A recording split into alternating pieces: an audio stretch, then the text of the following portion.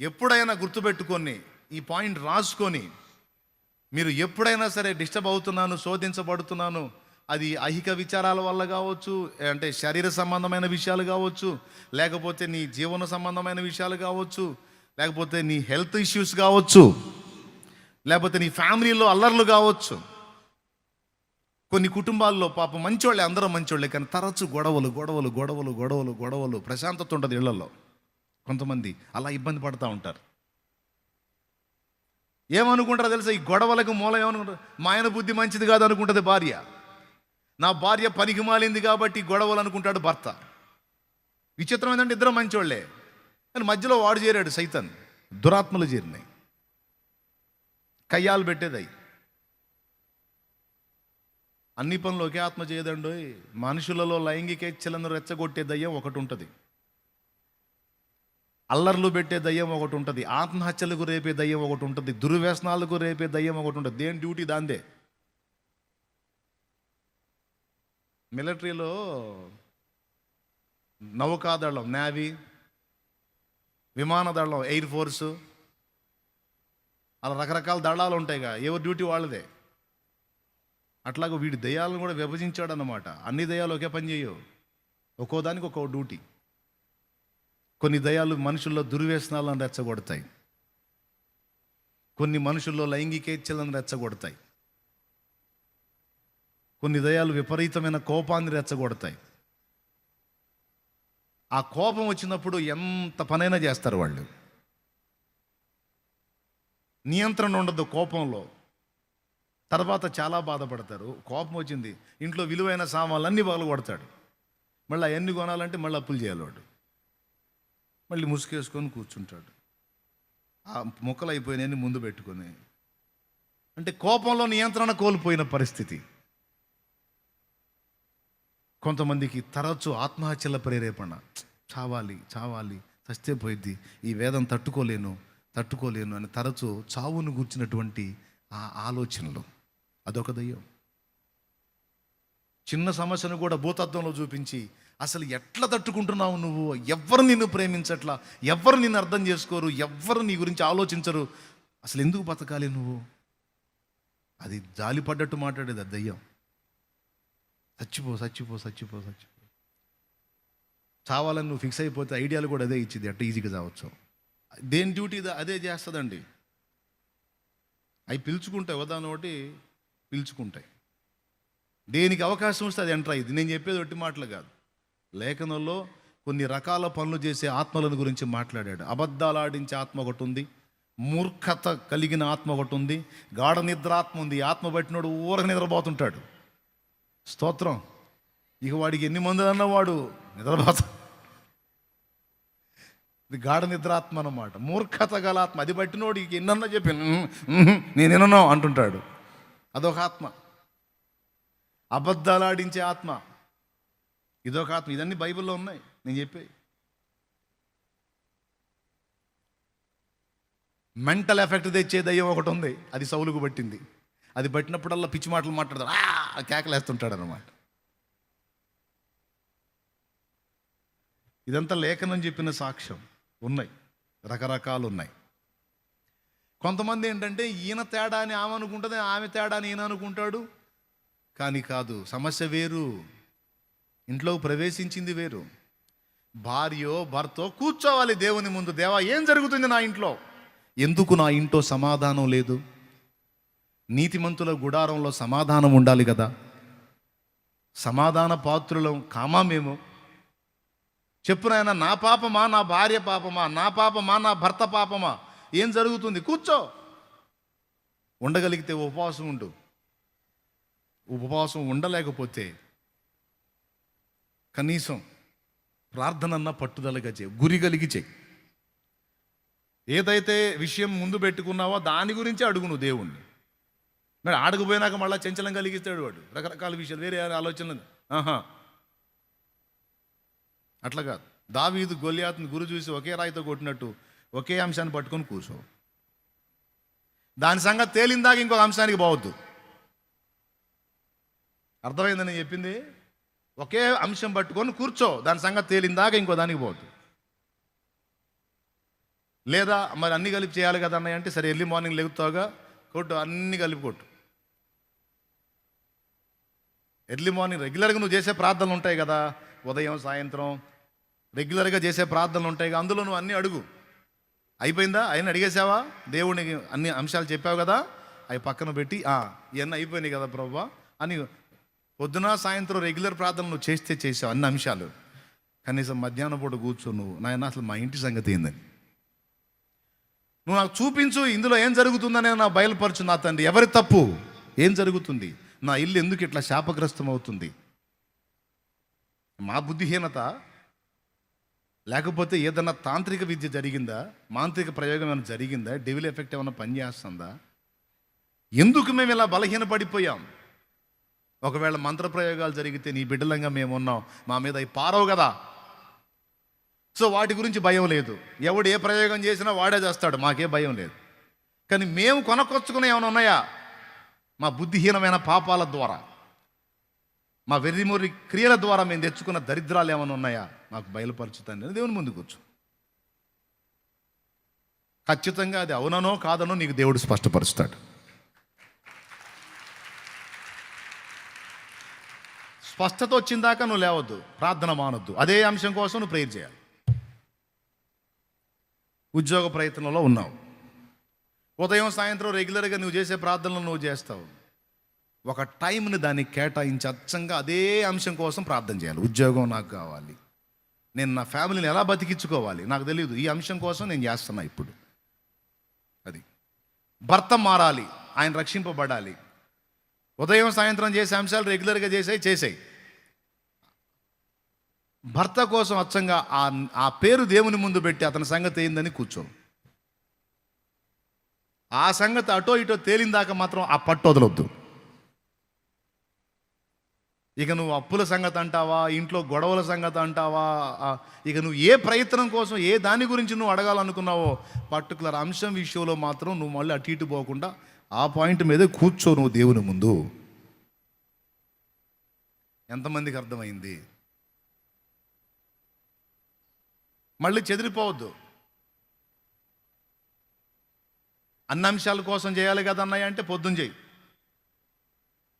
సాయంత్రం చేయి, నీకు ఇంట్రెస్ట్ ఉంటే, దేవుడు నీకు ప్రేరణ ఇస్తే. కానీ నువ్వు ఎదుర్కొంటున్న శోధనల విషయంలో మాత్రం దానికి ఒక ప్రత్యేక సమయం కేటాయించి రోజు దాని గురించినటువంటి విన్నపం అయితే దేవుని ముందుకు నీ దగ్గర నుంచి వెళ్ళాలి. అంటే ఒక గురి కలిగిన ప్రార్థన అంటారు దాన్ని. ఈ విషయం నాకు బయలుపరచమని కూర్చున్నాడు దానియేలు గ్రంథం 10వ అధ్యాయంలో దానియేలు, నాకు ఒక దర్శనం వచ్చింది, దాని భావం చెప్పు అని కూర్చున్నాడు. కానీ ఇంకా వేరే విషయాలు ఏం అడగల. అడిగినట్టుంటే నాకు చెప్పండి ఏమయ్యా. కానీ మనం ప్రార్థన అని పోతే ఏం చేస్తాం? ముందు ఇక ఎక్కడెక్కడి అన్నీ తీసుకొచ్చి ఎకరు పెట్టి ఆమేన్ అంటాం, అడ్రస్ లేకుండా పరిగెత్తుతాం. అవునా కాదా? మన ప్రార్థనలు ఇలా ఉంటాయి. కానీ దానియేలు ప్రార్థన అలా ఉండదు. ఏదైతే అంశం ముందు పెట్టుకున్నాడో దాని సంగతి తేలిందాకా కూర్చుంటాడు. నెబుకద్నెజరుకి కల వచ్చింది, కల మర్చిపోయాడు. ఆ కల దెబ్బకి అదురుపోయాడు, మర్చిపోయాడు. అంటాడు తన ఆస్థానంలో ఉన్న వాళ్ళని పిలిచి, రే బాయ్, మీరందరూ మంచి పనోళ్ళు కదా, పండితులు కదా, నాకు ఒక కళ వచ్చింది, కళ ఏందో గుర్తులేదు, ఆ కళ చెప్పాలి, దాని అర్థం కూడా చెప్పాలి మీరు అంటాడు. మరి బాబా కళ చెబితే అర్థం చెబుతాం, కళ కన్నది నువ్వు, మేం కాదు. ఏం కనపడిందో ఏం వచ్చిందో నువ్వు చెప్పాలి, చెబితే దాని యొక్క మర్మం ఏదో మేము చెప్తాం. అంతేగా నువ్వు కళ కానీ ఆ కళ ఏందో మమ్మల్ని చెప్పమంటే మేము కనలేదుగా ఆ కళ. దేవుడు తప్ప దీనికి సమాధానం ఎవరు ఇవ్వలేరు మహారాజా అన్నారు. అట్టయితే ఎందుకురా మిమ్మల్ని మేపటం నా ఆస్థానంలో, మొత్తాన్ని వేసేయమన్నాడు. ఇట్టి శాసనం దానియేలుకు కూడా తెలిసింది. తెలిసినప్పుడు అధికారి దగ్గరికి వెళ్ళి రాజుగారు పర్మిషన్ ఇస్తే, కొంచెం టైం ఇస్తే రాజుగారు కన్నా కళ దాని భావం రెండు నేను చెప్తానన్నాడు దానియేలు. ఆ పర్మిషన్ తీసుకొని వెళ్ళి ఆ కళ దాని యొక్క భావాన్ని గురించి అడిగాడా, లేకపోతే ఎక్కడెక్కడ సంగతులన్నీ విజ్ఞాపం చేశాడా? ఒక్కసారి ఆలోచించండి. అసలు పాయింట్ మీద మనసు పెట్టాడా, లేకపోతే ఎక్కడెక్కడని అడిగాడా? నో, ఏదైతే పాయింట్ పెట్టుకున్నాడో దాని సంగతి తేలిందాక ఇంకో దానికి పోడు. అది దానియేలు పద్ధతి. యేసయ్య ప్రార్థించినా అంతే, భక్తులు ఎవరు ప్రార్థించినా అంతే. ఇది మనకు తెలియదు. ప్రార్థన అని మోకాళ్ళు వేస్తే ఇక ఎక్కడెక్కడ మనకు గుర్తున్నాయి అన్నీ తీసుకొచ్చి అడిగేదని ఆ కుప్ప ముందు పోసేది ఆయన ముందు. ఏ సునాములు అడుగుతున్నాం తండ్రి, ఇది తెయ్యి, లేకపోతే లేదు, ఏ సునాములు ఆమెన్ హో అని లేచిపోతారు. ప్రార్థన అనగానే ఎక్కడెక్కడ అన్ని తీసుకొచ్చి ఒక కుప్ప పోయాలనేదే మనకు తెలిసింది. కానీ ఒక అంశం కోసం పర్టికులర్గా దానికోసమే కూర్చోవాలన్న విషయం తెలియదు. కానీ దానియేలు చూడండి, అట్లా కూర్చున్నాడు ప్రతి విషయాన్ని గురించి. అలాగ భక్తుల్ని మీరు పరిశీలించండి బైబిల్లో. ఇప్పుడు ఎస్తేరమ్మ ఉంది. ఎస్తేరమ్మ రాజుతో నీవు మాట్లాడమని ప్రార్థన చేసి ఉంటుందా? ఇంకేమేం చేసి ఉంటుంది? నేను వెళ్తున్నాను, నేను వెళ్ళి రాజు ముందు నిలబడ్డప్పుడు రాజు తన దండమును నా వైపుకి చూపి నన్ను బ్రతకనియాలి, హామానుగాడి దినం చేయాలి. దేవునికి స్తోత్రం. రాజు నన్ను బ్రతకనియాలి, హామానుగాడికి పిండం పెట్టాలి. సో నాకు సహాయం చేయి ప్రభా అని 3 రోజులు ఫాస్టింగ్ ఉండి గోజాడి. అదే పాయింట్ బైబిల్లో మీరు పరిశీలించండి. ఒక విషయాన్ని వారు ముందు పెట్టుకొని దానికోసం ప్రత్యేకంగా, సార్వత్రికంగా అన్ని అంశాల కోసం చేసే ప్రార్థన సమయం అది వేరు. అది చెయ్యి. ఆ విజ్ఞాపనకు ఆ విజ్ఞాపన వెళ్ళాలి, అది ఆగకూడదు. అన్నీ కలిపి చేస్తాంగా. రాజుల కొరకు, అధికారుల కొరకు, దేశం కొరకు, నశించిపోతున్న ఆత్మల కొరకు, సంఘాల కొరకు, సేవకుల కొరకు, వారి సాక్ష్యాల కొరకు, కుటుంబాల కొరకు, శాలెమన్న కోసం ఇవన్నీ చేస్తారుగా. వాటిని ఆపొద్దు, మళ్ళీ అది కంటిన్యూ అవ్వాలా. తర్వాత నువ్వు ఏ విషయాలలో ఇబ్బంది ఎదుర్కొంటున్నావో, లేకపోతే నీకు సంబంధించిన వారు వేటిని ఎదుర్కొంటున్నారో, ఒక రోగికి స్వస్థత కూడా దేవుడిస్తాడు. ఉదాహరణకి మీ ఇంటి పక్కన ఎవరో ఒక ఆయన పేషెంట్ అయి ఉన్నాడు, ఇబ్బందిగా ఉన్నాడు. నేను చెబుతున్నా, పట్టుదల బట్టి కూర్చో. అదే నేమ్తో ఆ పర్సన్ విషయంలో నువ్వు సమాధానం ఈ ప్రభువాన్ని కూర్చో. నువ్వు దేవుని గోజాడు. అదే పాయింట్ పెట్టుకొని అది అటో ఇటో తేలిందా గోజాడు. ఖచ్చితంగా ఏదో ఒక రిజల్ట్ దేవుడు ఇస్తాడు నీకు.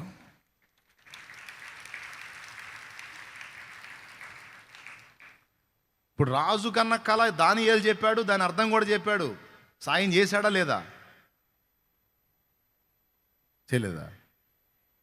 నాకు దర్శనం వచ్చింది, దాని అర్థం ఏందో చెప్పు అని కూర్చున్నాడు దానియేలు 10వ అధ్యాయంలో. దేవుడు గాబ్రియేల్ని పంపించాల్సి వచ్చింది. ఆ దర్శన భావం చెప్పడానికి గాబ్రియేల్ బయలుదేరి వస్తే పారసీకుల అధిపతి వాడు ఆయన అడ్డగించాడని ఉంది, గాబ్రియేల్ని అడ్డగించాడని ఉంది. మిఖాయేలు వచ్చి హెల్ప్ చేస్తే తర్వాత ఆయన వచ్చాడు. 21 రోజు ప్రార్థనకు జవాబు ఆగింది. అయితే ఎంత మొండోడండి, నాకు తెలియదు, నువ్వు నాకు దాని వివరణ ఇచ్చిందాకా నేను వదిలిపెట్టను అని కూర్చున్నాడు. అది పట్టు. స్నానపానాదులు 21 రోజు నీళ్లు కూడా పోసుకోవాలా, మరి దారుణం. కావాలంటే మీరు చదవచ్చు, నేను చెప్తున్నానా నా సొంత మాటలు. దానియేలు గ్రంథంలో ఉందా?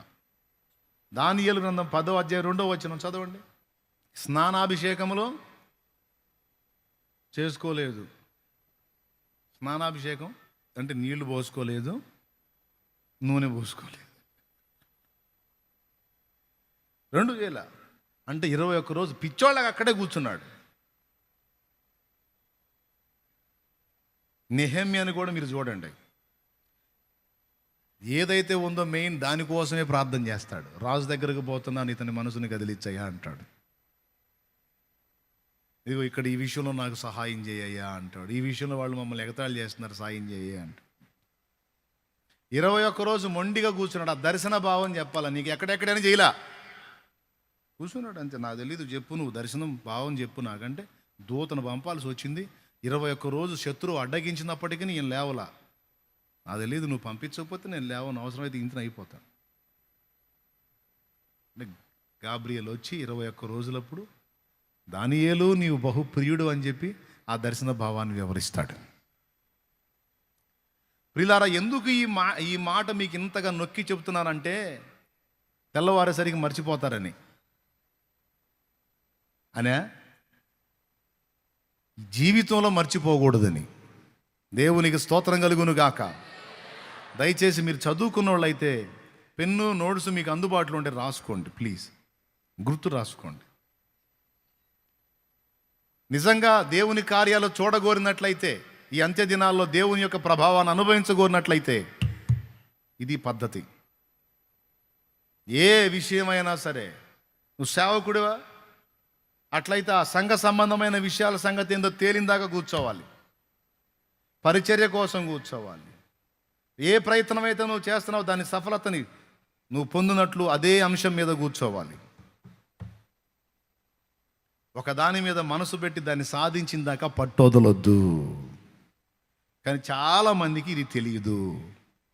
ఇలా నేను పట్టుబట్టాలి, కూర్చోవాలి, దేవుని దర్శనం పొందాలి, దేవుని వాక్కు పొందాలి, దేవుని దగ్గర నుంచి జవాబు పొందాలి అనేది తెలియదు.